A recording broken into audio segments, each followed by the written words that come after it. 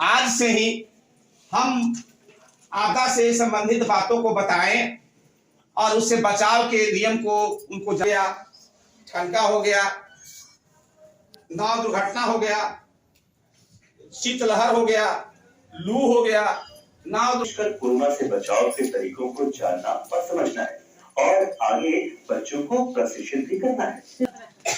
शाब्दिक अर्थ है कि धरती को डोलना ही भूकंप है। ऐसे तो इसका कई कारण है भूकंप का, पृथ्वी का डोलना, उल्का पिंड का गिरना, ये सब सारी बहुत सी कारण हैं। लेकिन मुख्य रूप से जो भूकंप है ये प्राकृतिक आपदाएं हैं, इसे हम रोक नहीं सकते हैं और इसके हमें जानकारी और तैयारी ही हमें बचाव, कोई भी प्राकृतिक आपदा हो, भूकंप हो चाहे कोई भी, तो इसमें इसका अभी तक हम पूर्व जानकारी भी नहीं कर सकते हैं कि कभी भूकंप आएगा। आपको जहां तक है कि हमारा इसे बिहार जो है कि बिहार को 3 जोन में बांटा है, 5 और 3 में, तो हम लोग जो है जो अरवल, जहानाबाद, गया, औरंगाबाद जो है विशेष खतरे वाले क्षेत्र में नहीं है। उत्तरी बिहार विशेष खतरा में, फिर भी हमें तैयारी करना है।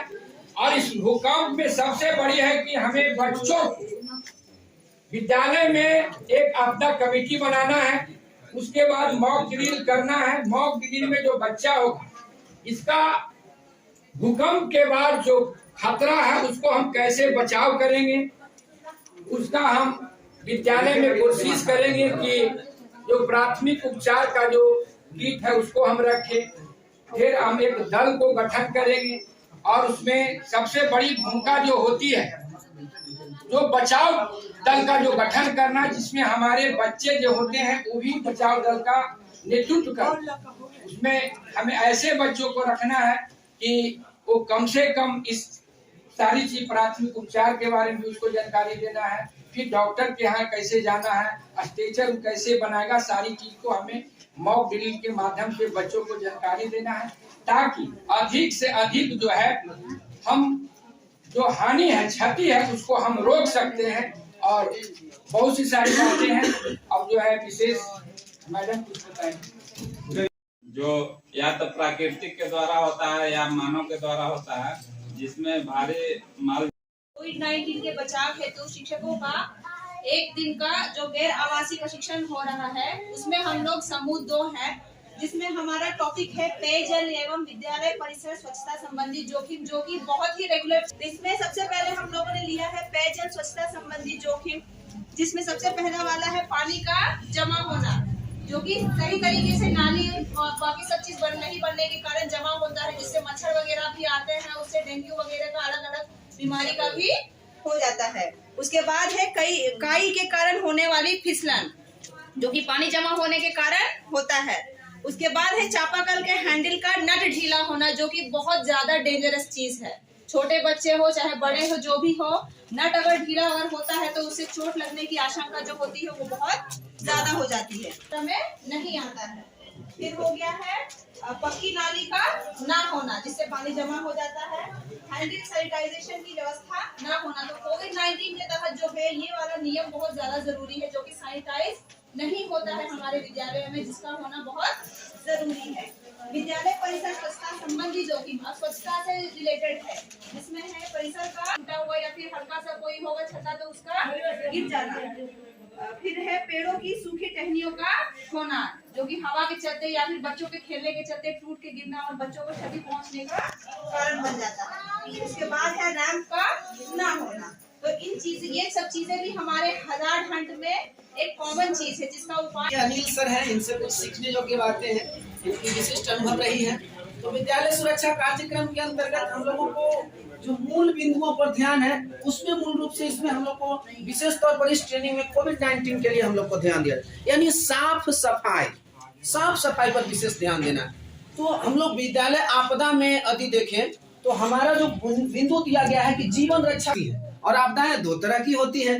तो एक बताए कि सर प्राकृतिक आपदा होती है और एक बताए कि कृत्रिम, यानी कि इन आपदाओं से क्या क्या जोखिम है और इसके बचाव के लिए हम क्या उपाय कर सकते हैं। तो सर हम बिल्कुल एक एग्जाम्पल रखते हैं, जैसे प्राकृतिक आपदा के तौर पर अभी सर ऑनलाइन भी दिखा रहे थे या है तो वो उफन जाता है। उफनने के बाद वो गिरने लगता है, कहीं कोई संभल के जाओ, उसमें नहाना नहीं, पानी है। क्योंकि बच्चे पानी से बहुत प्यार करते हैं, पानी के प्रति आकर्षित होते हैं।